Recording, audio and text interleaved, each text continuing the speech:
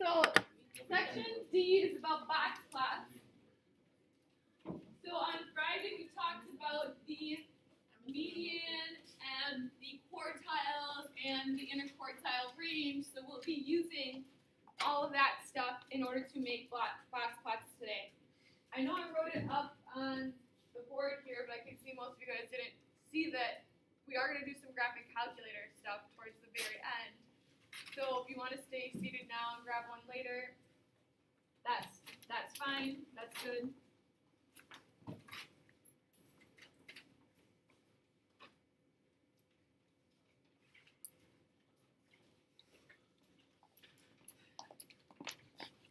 So a box plot is also known as a box and whisker plot.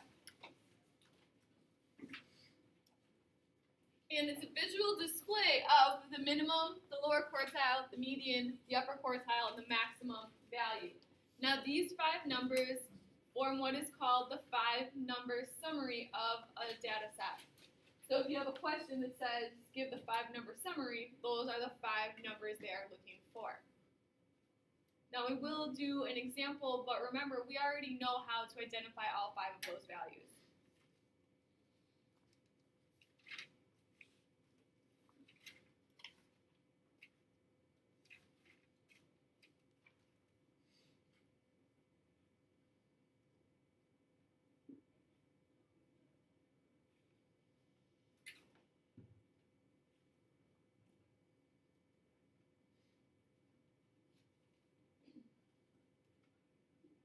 You guys remember what a box and whisker plot looks like at all? You don't remember doing one ever? Okay, well we'll make one by the end of the notes today. On the next screen, you're going to see a box and whisker plot or a box plot, and these 5 values will be identified on the diagram, so you know like what's what, and you can, then use that to help interpret a little bit here.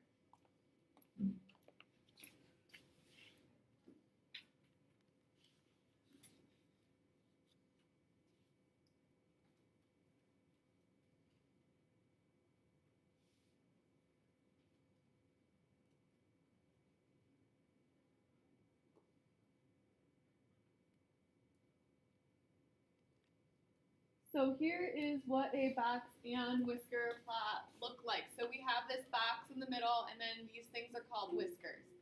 The lower whisker and the upper whisker. The lower whisker goes to the minimum. We're going to talk about some situations where that might not be the case, but in general, it goes to the minimum. Upper whisker, there's a dot at the maximum. The lower quartile, the upper quartile, and the median are all represented by short vertical lines, and then we create a box around them. Now, the interquartile range, remember, is when you take the upper quartile and subtract the lower quartile, so that would be like 14 minus 8.5.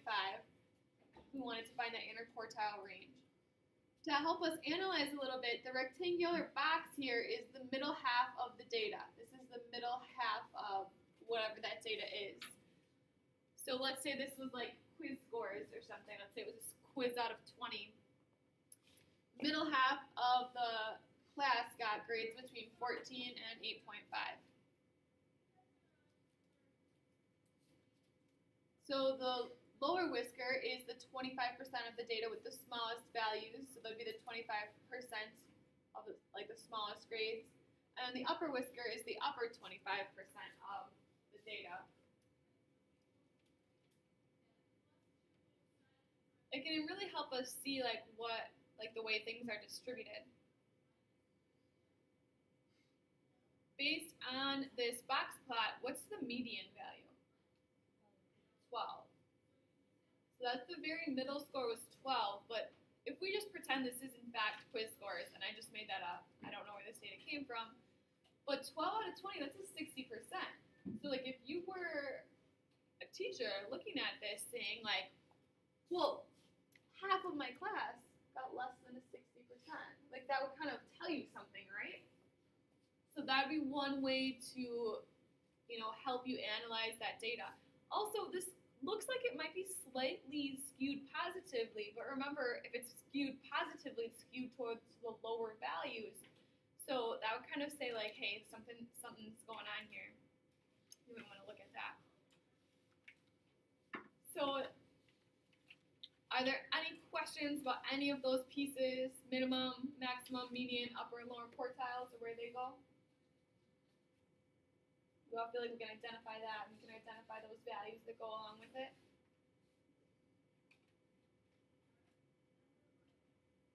So the next screen has a whole bunch of charts that are directly from your textbook. I do not think that you need to draw them, but if you want to write down the information that is written, like that's up to you. And they are, like I said, directly out of the textbook. And I'll just write up here, they're from page 521 and 522. So as we can see, we've got this box plot, and the box plot goes with this data. Just a quick review, is this a column graph or a histogram? A column graph, which means we've got discrete data, not those intervals. Also, this is symmetric, so some things to note about that symmetric distribution. The whiskers will be about the same length if it's symmetric, and the median line will be like in the center of the box if it's symmetric. So just kind of comparing a data display we've used in the past with the new one we're talking about today, a box plot. In the middle there, we have some data that is positively skewed. So is this one a column graph or a histogram? Yeah, histogram, remember they're right next to each other, so it's like should be in ranges. And it's a bit positively skewed. We can see that more of our values are on the lower end of the data. So that right whisker is ending up being longer. There's not as many out there, so it's a little bit longer. And the median line is to the left of the box. It's not right up in the middle there. So it kind of looks like we are a bit positively skewed. The last one, we've got a dot plot. I know we really haven't seen those, but that's kind of an interesting way to display the data. So we've got the dot plot, and it's negatively skewed. So it's sort of the opposite then. So more of our data are on the higher end, and then the left whisker is longer. The median line is to the right of the box, so we're skewed negatively on that one. Any questions about analyzing our box plots? So we're going to talk about outliers next, and then have an example.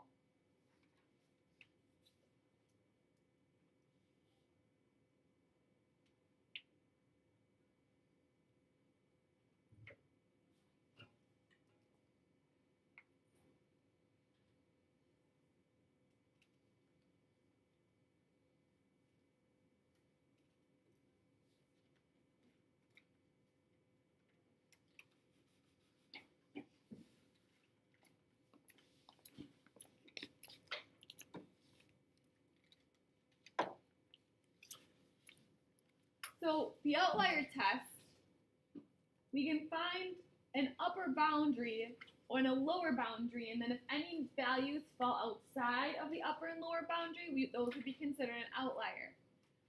So to find the upper boundary, we have to take the upper quartile plus 1.5 times the IQR. Remember, that's the interquartile range. So I think that's like one of the biggest things to remember is it's 1.5 times the interquartile range.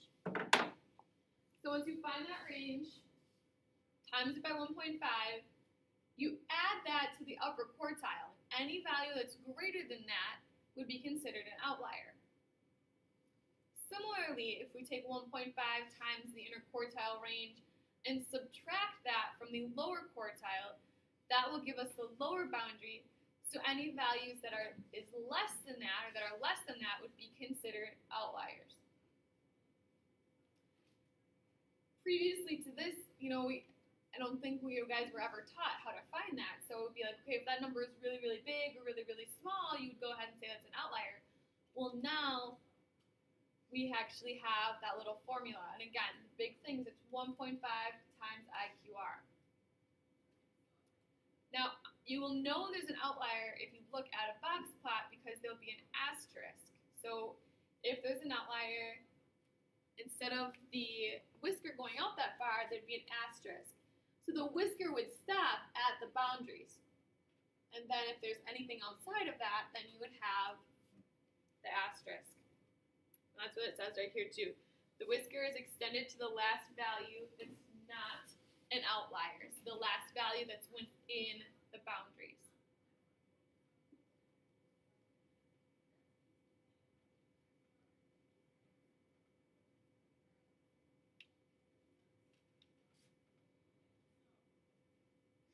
Other questions? I know it's a little odd. We're going to do an example where we go over all of this stuff, how to make your box and whisker plot, and we'll test some outliers and things as well. But are there any questions so far? So what we're going to do is we're going to do an example by hand. And then we were going to do something a little bit different using the graphing calculator.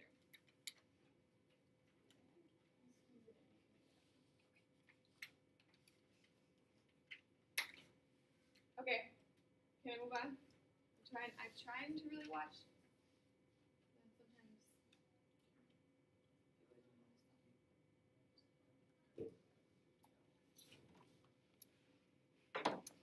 So for this example, remember we are going to do it by hand. It's Katja's golf scores for her last 18 rounds of golf. We have to find the 5-number summary, the median, maximum, minimum, upper quartile, lower quartile. Find the range in the IQR, and I know it's not typed up, but we are going to make a box plot also. We are going to do that. So what's the first thing you have to do when you're doing this by hand? Put the numbers in order. Remember, it's very helpful to count your number of values so that you know you have the same amount. There are 18 of them.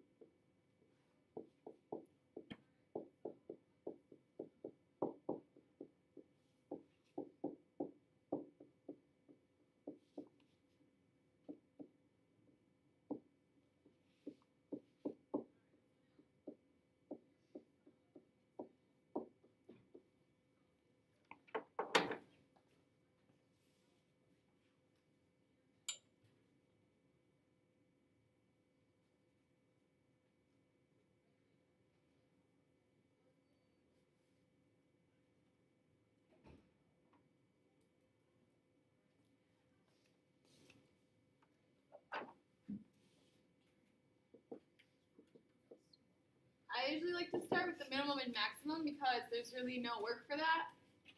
What's the minimum? And the maximum? 112. And then we have the median or Q2. Either way, you want to look at that. If you want to do the cross out method to get the middle, you can. Otherwise, we could always do 18 plus 1 divided by 2. 19 divided by 2 is 9.5. So we know that our median is between the 9th and 10th value if we want to use that route. Alright, so that's my 9. So it's got to be between the 9th and 10th. So we would have to add up 102 plus 103 divided by 2. But you guys know mentally what's between 102 and 103? Yeah, 102.5.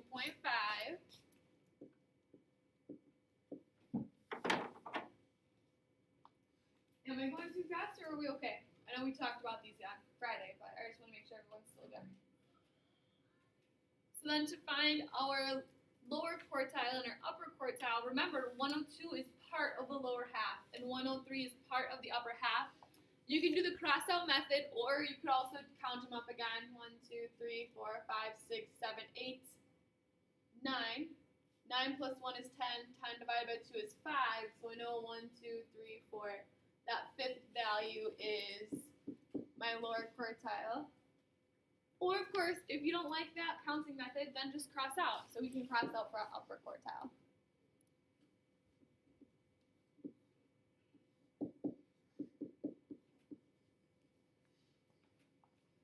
So whichever method, if you like to count or if you like to cross them out or whatever works for you, we can get our 5-number summary. Any questions there? So how do we find the range again? So we talked about range on, yep, maximum minus minimum, so 112 minus 90, which I gotta use a calculator for, I don't know what you guys, what was it, 22?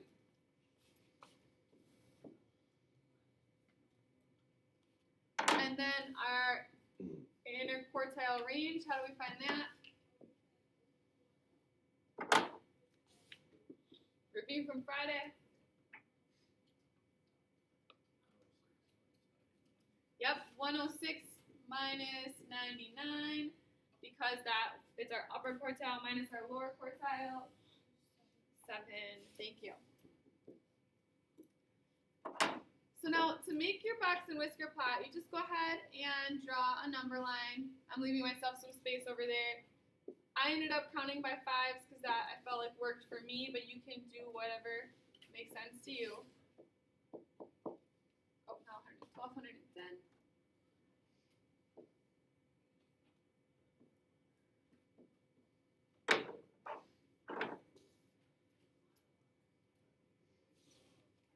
So remember, we'll do a vertical line, except for you guys, did you check me? I totally skipped some numbers. I skipped 105.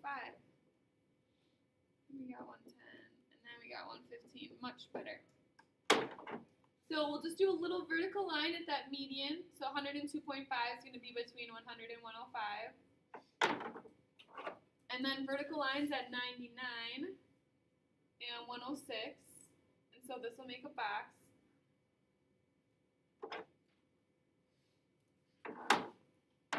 And then for your whiskers, you just put a dot at the minimum and the maximum and then connect your whisker.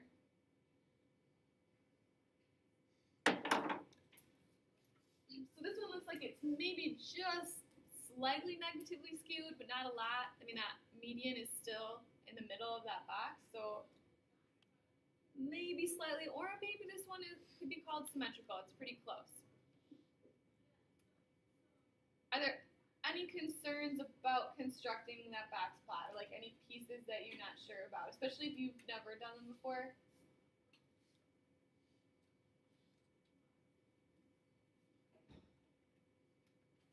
So I know I kind of glossed over the outlier test for right now, but if we did have an outlier test, remember we have to take 1.5 times the interquartile range, so that's 1.5 times 7.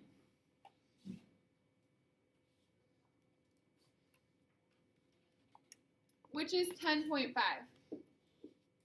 So then to find my lower boundary, I'd have to take 99 minus 10.5. That's 88.5. So anything less than 88.5 would be considered an outlier. But we're okay, right? Because our minimum was 90. So we don't have an outlier on that side. For the upper boundary, I take 106 plus 10.5. So that is 116.5. So anything greater than 116.5 would be an outlier. So all of these numbers pass that outlier test. We do not have any outliers here, but that's how we could check using the outlier test.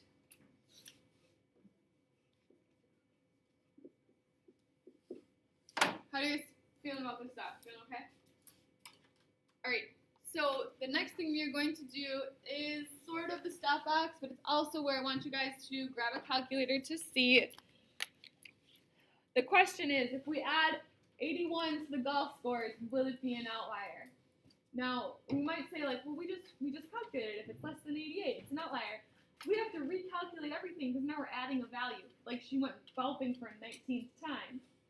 So rather than having you guys draw out all the numbers and recalculate median and stuff, I want us to use our calculators. So go to your calculator and we're going to put 81 also on our list.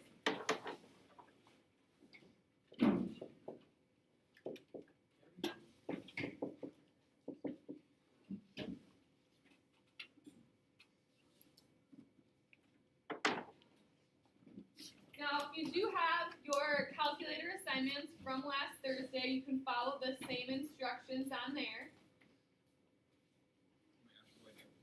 Except for, we're only going to be using one list. So you want to make sure you clear out L1 and L2. So find the stat button, it's near the arrows. Find the stat button, it's near the arrows. Hit stat. And then if you go to edit, it's like the first option that comes up. Oh, I don't know if you can do it on that one. Oh. You might be able to, but I don't know. So then hit edit. So you want to make sure you clear your list. So to clear your lists,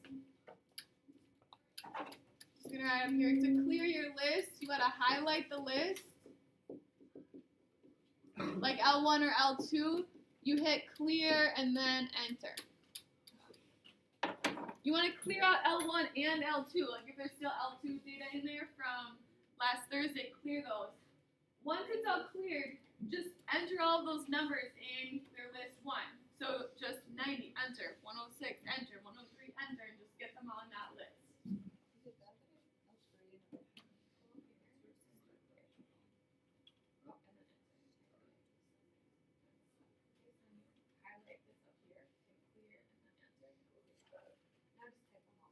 No, I don't know what's going on with that one, but you're fine. Just when I direct people to type in L1, you're gonna have to type in.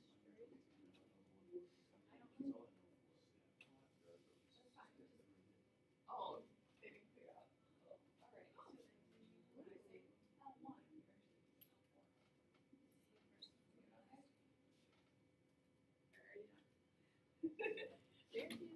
Note to self, Miss Jensen, have your previous hour cleared out when they're done so that it's not already in there for your next hour. But you guys get what I'm saying though? You have to enter all those data values in and make sure you do enter 81.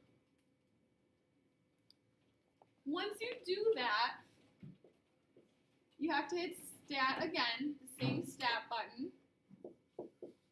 And then you hit calculate, except for it's calc. And it's gonna be 1 bar stats.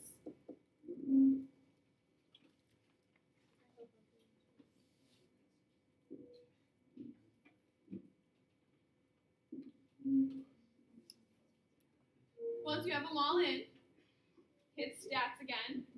You have to arrow over to calculate, or it says calc, and then you hit 1 bar stats. Now under 1 bar stats, your list, and yours I think looks slightly different than mine, which I didn't know. So if anyone's at that point, oh no, that one looks the same. Just make sure your list is L1, but your frequency list is blank because you don't have anything in there. Calc is right next to edit.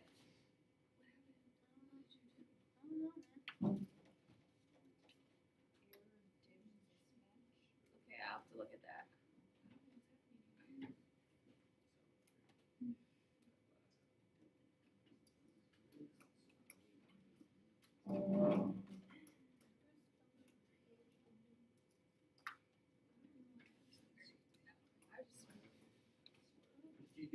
Then you can hit calculate if you have all of that. Wait. Okay. Hold on. Okay, I'll show you. I just was typing a number in.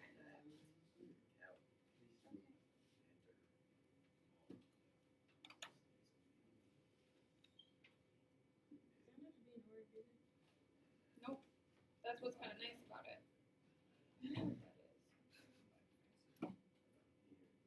You don't want it to be L2 and L4. You want to clear out L4 because you don't have anything in L4. Oh, okay. You could do L3, L3. I think that'll work. But what it was saying is that there weren't the same amount of values in L3 and L4. That's why the dimensions mismatched. Okay. Then when you hit calculate, you get a whole list of stuff. So scroll down until you see the median, the interquartile, and all that stuff. Do you guys see it where you have Q1 and Q2? Or not Q2, but Q1 and Q3 when you scroll down? So Q3 is 106, Q2 is 98. So we have to subtract them to find our interquartile range.